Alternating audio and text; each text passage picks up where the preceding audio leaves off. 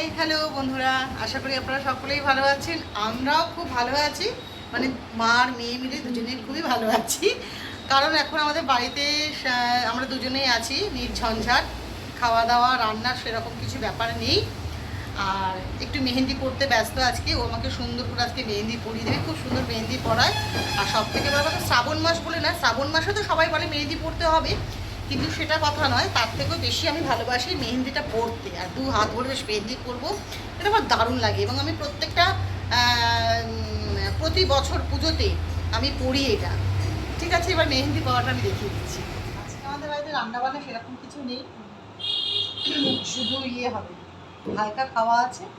আর তার সঙ্গে শুধু মেহেন্দি করা। একদম স্থির হয়ে বসে না, খালি নড়ে যায়। এদিক ওদিক এদিক ওদিক। না না, আর ডিজাইনটা দেখিয়ে দিচ্ছি কেমন দেখাচ্ছি, দেখিয়ে দিচ্ছি। খুব ভালো পারি না, মানে যেটুকু পারি সেইটুকু। যথেষ্ট সুন্দর হচ্ছে আমার কাছে। মেহেন্দি ডিজাইনটা খুব সুন্দর হচ্ছে।